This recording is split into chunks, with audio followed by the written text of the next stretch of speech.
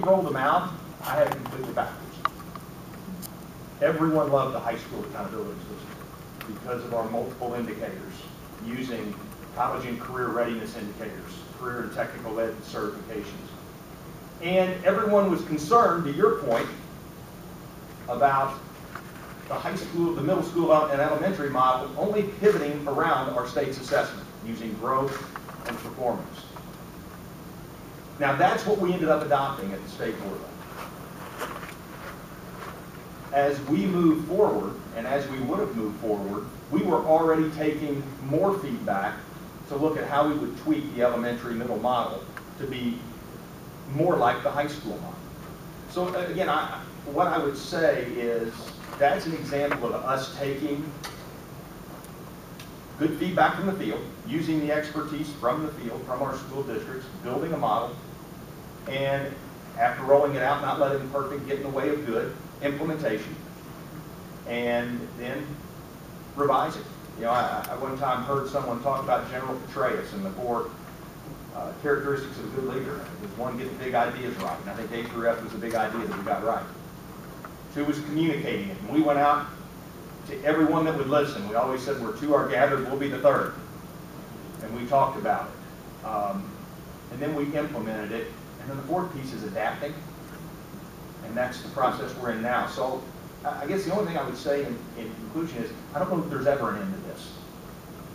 I think the most important thing to see is that reform's never finished. You never finish the job. Tony, thank you for applying. I appreciate it.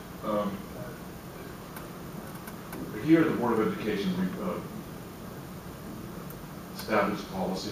We also establish law through rules. We recommend legislative changes. We recommend budgets. One thing we do not do here is we do not teach here. We don't teach. All of the serious work, the real work, in my opinion, gets done in the classroom, in the schools. Now, as the Commissioner of Education, you're not going to be in the classroom in the schools. You're going to be part of us. You're going to be the CEO, implementing our policies, helping us draft policies, etc.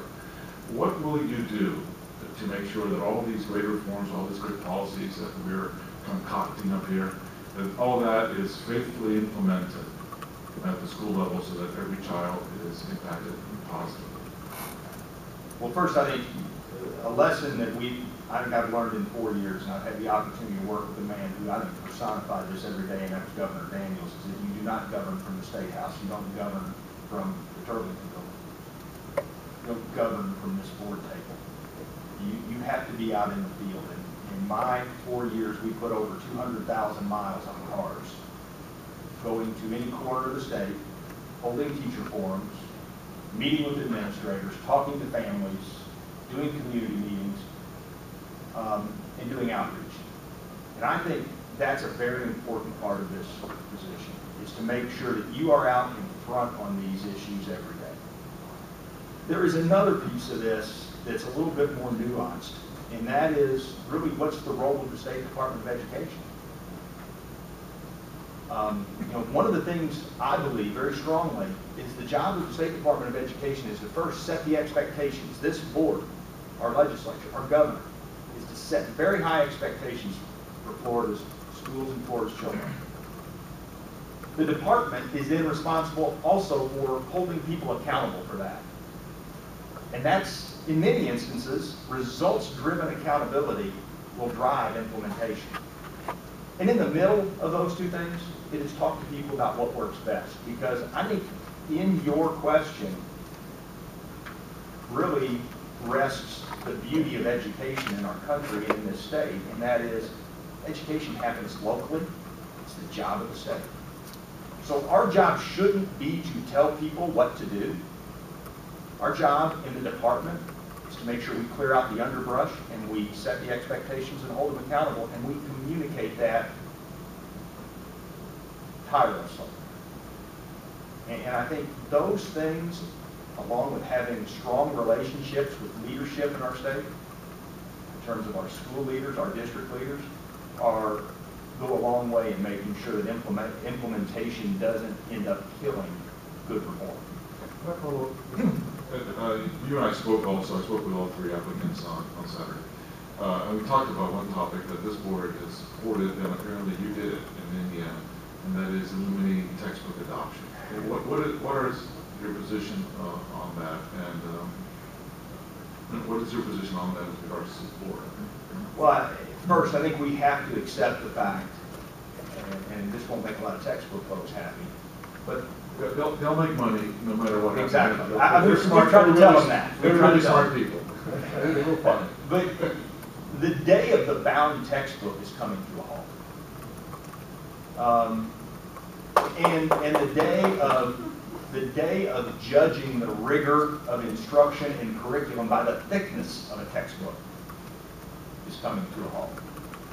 And I want to go back to my statement about the role of the state education agency, because it plays right into what you just asked, Mr. Martinez, and that is the fact we set the expectations, we hold people accountable, and in the middle, we wanted to give the districts as much freedom as possible to meet the expectations.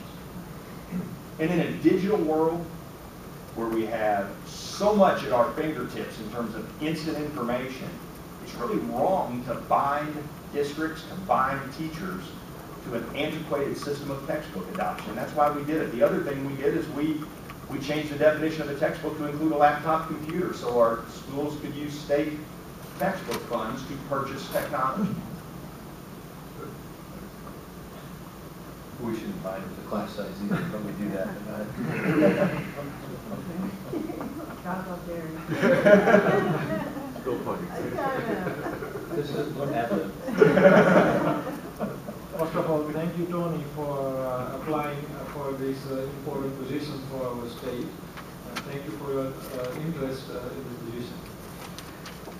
Of course, you have done some outstanding job in the state of Indiana. But compared to Indiana, we are a much bigger state, much diverse state, much complex as an organization when it comes to the State Department of Education, 67 counties, district superintendents will be dealing with. So in terms of reaching out to all the stakeholders, reaching out to all the minorities and others, share with us your experience in dealing with those situations, and if you are using some specific examples, would be helpful. Well, first, while I will agree, first of all, it's much larger. There is greater diversity, but I will tell you one benefit that Florida does have over Indiana, and that's the fact that you do have 67 county-wide districts, and in a 92-county state, we had 300. So communicating with 300 different superintendents was a great challenge, and added to the complexity. I guess very specifically, one of the most difficult and challenging, yet I believe will end up being one of the most rewarding opportunities I had in the last 4 years was to enforce a law, and I don't want to say that with any pride, but we had to enforce a law dealing with underperforming schools. When I came to office, we had almost 30 schools that were up for intervention or takeover by the state. By holding people accountable, by following that prescription of accountability and results-driven accountability, last year we had to intervene with 5 schools. In between, I went to 19 different school communities and held forums with their communities. Not just their teachers, not their administrators, invited the entire community to come in and talk about what was necessary to turn these schools around. Some of those were heart-wrenching. I would say to you, in some of those communities, there isn't a soul sitting at these tables who would put their children in those schools. And we had to have very real discussions with very diverse communities about what should be expected and how we should double down for our most disadvantaged and challenged students, and how the state was going to stop at nothing to make sure that our students who come to us with the toughest challenges get the best opportunities. And again, I want to go back to that concept is you can't govern from Tallahassee and Florida. You have to go out and meet. You have to go out and listen. You have to go out and exchange ideas. And in many of those instances, and I'll give you a very specific example, the interventions we chose in 2 schools were not taking over the schools, as we did in 5 others. We used a lead partner approach. That was a suggestion that came through the public hearing process from very well-intentioned, passionate community members who believe that the state shouldn't take over these schools. And in other instances, we heard people clearly say to us, you need to remove these schools from the district. But we would have never gotten that had we just sat in Indianapolis and just kind of governed by what we believe to be the right idea. You know, I believe very firmly that regardless of where it comes from, the best idea wins. And the only way you're going to get the best idea is listening to people and really soliciting their input. Tony, you know yourself better than anybody else. What are you really good at, and what are you not so good at? Wow. I'll start with what I'm not so good at. And that is, I tend to be a very passionate, focused person who many times looks at the end result as the only thing that matters. Maybe some of that comes from my coaching background. I would tell you that as part of that, what is not so good is sometimes I do forget that the interpersonal touch, the human touch, is so vitally important. And I would tell you that probably some of my sharpest critics would tell you that sometimes I come off a little impersonal, that I can be a little caustic. And that's not because I'm a mean-spirited person and I hate public education. It has nothing to do with that. It just happens to be the fact that when I get onto a path, I have a strong tendency not to remove myself from that path. I would like to think what my strongest suit is really what I'm here to ask you to allow me to do. And that is to drive policy that's best for children. You know, I get up every morning in Indiana, and for the last 4 years, I have loved a job like I've never loved any other, and I thought I loved coaching more than anything. And I loved it because we were making a big difference, and it was because it's my experience in public schools as an administrator and as a teacher, I came to the conclusion that we couldn't get it right in the local district unless the state changed the policy framework for us. And I believe our record of the last 4 years illustrates that we were pretty good about changing that framework.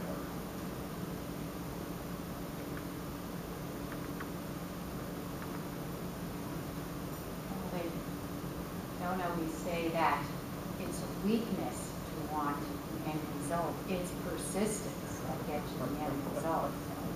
We like persistence. I like persistence. Tony, thank you so much for being here today. I think I'm one of the few here that's never met you before, so I'm really happy to have that experience. I appreciate all your comments so far. Bobby had asked this to the last candidate, and I'm going to ask it now because that's an area that I'm concerned about and worried about and afraid that we're still missing the boat even though we're doing more than we used to. VPK, and where VPK connects to reading literacy, so from age 3 to 2nd grade. As much as we've put money into that program, I think we have the largest VPK in the country. We're still missing the boat on so many kids. Although we have basically what you call school choice in VPK, there's a lot of choices, and they're not all great choices. And we go through a lot of questioning and issues. And if we were to say to you, how would you take this VPK and rearrange it and redo it so that we know that kids at age 3 and 4 are really learning what they need to learn when they walk into kindergarten so that they're all reading on grade level by 2nd grade, 3rd grade. What would you propose? Well, it's a two-part answer. First, has to do with all policy issues. And I believe this is a weakness that we all have in states, and it's frankly a very positive thing that came out of Race to the Top, in my opinion. And it's a good example of what we got to think about. And that is the fact that states must begin to think about tying fiscal policy decisions to education policy decisions. And I'll speak what I believe to be very candidly about Indiana, and I would venture to say it's probably no different than 49 other states. We tend to make our fiscal decisions about how we fund education and how much funding goes to education, and then we make these other decisions about the education policies that we believe drive student performance, early childhood literacy being one. And yet we don't put those two discussions together so that we drive the money to get the results we want to get. And I think we have to have a discussion around that. Is how do we marry our fiscal policy and education policy so that we're getting the most out of the dollars we spend in that area? And that's not just limited to that particular issue. In my opinion, that's most every education issue. The other piece about this that I guess the other statement I'll make is you hit a very important point, and that's the whole issue of accountability. One thing we got right in Indiana was universal accountability. Everybody plays by the same rules. All schools are graded the same way. They get their grades. The expectations are the same. And so I think we have to be very clear what we expect the outcomes to be. Because, again, if you set those expectations, having been in this business since 1983 as a teacher, as an administrator, and a state superintendent, I've never met a kid who walked in and said to me, I think I'm just going to fail miserably today for you. Children will live up to the expectations of the significant people who work with them every day. And I believe districts and providers will do the same if we're clear about that. So I think that's number one, is really what do we expect to happen, and how do we set up a framework to make that happen? Tony, it's a pleasure to me that you're here today. I think you and I first shook hands 4 years ago, if my memory is correct. Right. And we had a chance to speak earlier today. During our discussion earlier today, we talked about what I consider to be the biggest issue for our state and our country the next 2 or 3 years, and that is, in fact, implementation of the Common Core. And I've heard two ways of describing it. It has two labels, and I'd like you to comment on each and educate myself and my colleagues and Floridians that are watching on TV. We heard the phrase Common Core Curriculum, and we've heard the phrase Common Core State Standards. And I'd like you to explain, is it a curriculum? Is it a standard? And what are the implications of those two different ways of expressing it?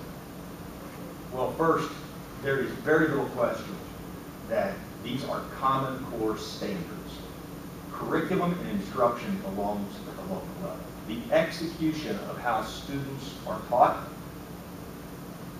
happens at the local level. And I think that's a very important delineation on this thing, Mr. Padgett. I think we have to be very clear, because frankly, I think we've allowed the opponents to own that discussion. Our opponents of Common Core have very quickly jumped out and said this is a national curriculum. And it's not. I've debated this in many places in our country. This is a set of standards that states voluntarily adopted. So first, going back to that role, it is about the standards. Now, we are currently in what I would refer to as a 4-step, 4-part implementation process. If you looked at the top of the horizontal axis, so to speak, you would see the development of curriculum, which happens at the local level. So we're working with the local school districts on how they will align what they teach to these standards. And then we're trying to set up a mechanism where they share best practices with each other. That second phase is professional learning for teachers, understanding the gaps between our current standards and Common Core, how this will transform the way they teach, because that's a huge piece of this. The third is the assessment piece. How will the assessments assess students? Because again, this will be transformation. We will be assessing at an entirely different level than ever before. And finally, it's communication. Because we have to prepare our communities for a very different set of results based on a very different type of instruction, a very different set of expectations. So those are the 4 parts: curriculum, professional learning, assessment, and communication. And starting in year 2011, 2012, we had a year-by-year plan to roll that out in each area. And again, the most important piece of this is a locally driven curriculum and instruction. The standards were adopted by the state, and that's what we've always done. So as a follow-up, what, for the teachers who are watching right now, what would be your message to Florida's teachers? First, I think this is the most exciting opportunity for teaching that we've ever had, because we're truly going to transform the way teachers teach.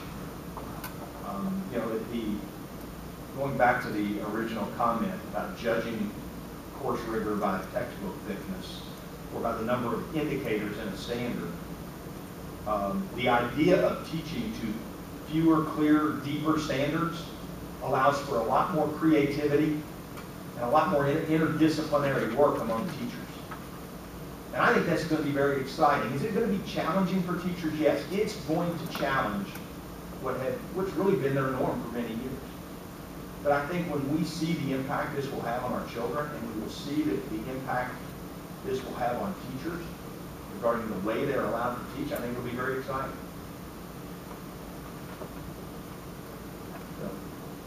Thanks for being here. And the problem with going last is I have a lot of time to come up with questions. So I have a few. I have 3 questions. I'll just do them one at a time if that's okay. I loved reading all the material you provided. Thank you for spending so much time on it. But one of the things, when you talk about your leadership style, you say you're strong-willed but reasonable, which I love because I think I'm strong-willed but reasonable. And I'm guessing each member of this board thinks they're strong-willed but reasonable. That's what Paul said. That's better than what he says to me. I know that you're strong-willed. I have heard by reputation you're strong-willed. Give me an example of the reasonable in your career as an educator. Well, I'm going to go to 2 pieces. I'm going to go to our teacher effectiveness legislation. Bradshaw, one of the things, going back to what we said, is during the 2011 General Assembly, as we call it in Indiana, during that session, I personally met with somewhere between 8,000 and 10,000 teachers, going to gymnasiums, auditoriums. We said, this is what we're about. This is what we believe will transform education in Indiana. We want to hear from you. This isn't a discussion about whether we should do it or not. This is an opportunity for you to give us input. 2 prevailing comments came back to us. Prevailing comment number 1 was the state should not tell us how to evaluate teachers. Interesting comment. We dug into that. The second comment was, you want to hold everyone accountable. What are we doing to hold parents accountable? So, where I think reason came in is we asked them for very clear suggestions. And we actually incorporated those suggestions. Example of that. Our legislature, after going through the whole race to the top discussion and how it appeared to me to be very prescriptive around teacher evaluation, we took a package around teacher effectiveness that really built guidelines or guardrails around what the evaluation should look like. But we allowed the evaluation instrument to be developed locally. So today we have the TAP model, we have a Marzano model, eye observation, we have our state's model that is not required. Matter of fact, school districts that are using it don't have to use the whole thing, they can use parts of it. So we really, again, drove that locally to honor that feedback. The other thing we did is we came up with a more streamlined process to address educational neglect in Indiana for parents who don't send their children to school under our compulsory attendance law. And that came to us because a counselor stood up, and I think I remember this correctly. A counselor stood up in South Bend and said, you know, one of the first symptoms that we see in academic failure is absenteeism. So many times our youngest children are not being brought to school by families, and we don't have teeth in our educational neglect statute. And we took that to heart and put that in, and actually brought the Superintendent's Association, the School Boards Association, the Principals Association in with legislative leaders to address just that. So again, we started out with that big idea, but allowed what I consider to be very meaningful and reasonable feedback from the field to come into the legislative process. Let me ask you about the teacher evaluation model. This was not on my list, but since you brought it up, we have a, you know, as you have probably followed and are aware of from afar, and particularly applying for this position, we have a teacher evaluation model that has just gone into practice. I'm guessing, I don't want to speak for the board, but it would be very difficult for any one of us to describe in detail the value-added model. It is very complex. It was developed with a great deal of input from teachers, but it is a consistent model statewide. Could you see a situation where you would recommend changing that in some way? Well, I think the first thing I would need to do, Ms. Bradshaw, is really dig into it. I think you're asking me not so much the value-added model, because, again, Right. this became a discussion in Indiana, because many people thought that our school accountability and our educator effectiveness legislation were about our growth model. And those are a component. That is a component of both of those processes. The growth model isn't the process. You know, I am a huge fan of educator effectiveness and educator effectiveness policy. Not because we're trying to do a gotcha on teachers, it's because I believe in my heart that as a former school principal, there is nothing more important than I did than have great teachers in the classroom. And I think it's paramount for us to make sure that our evaluation process upholds our great teachers and helps teachers get better, so there's meaningful feedback in the process. That said, if there are problems with the implementation of this issue, and many states are having problems with implementation, I think we have to say that everything should be on the table. Is the problem strategically within the department and making sure the department is aligned to implementing this? Is the problem capacity at the local level? Is the problem actually legislation? Are there tweaks to the legislation? Are there changes to the legislation? So I think the first thing I would like to do is get my hands wrapped around that with the understanding that, just like we said in 2009, everything's on the table. I care greatly about the public education system in Florida. My 16-year-old is a student in a traditional public high school here. I was involved in the very early drafting stages of our A+ plan, which was our first attempt to grade schools A through F in Florida. One of my greatest disappointments as a parent, as a board member, as a community member is, and Kathleen referred to this earlier, we have an anti-testing mentality. There seems to be a huge disconnect between the tremendous achievement we've seen, the growth in student achievement, the reading scores we saw today, and parents and principals and superintendents and teachers understanding the value that school grading and accountability have had in that process, the role that they have played. It is a significant communication issue for this board and for the department and for the governor. What steps would you suggest we take to get everybody on the same page? Well, first, we need to help communities understand that assessment doesn't set aside from instruction. It is part of instruction. And in the 21st century, assessment provides us incredible data to drive instruction. You know, so I think the first light that we've got to try to flip on across the state is this issue about anti-testing. We need to again, communicate the fact that assessment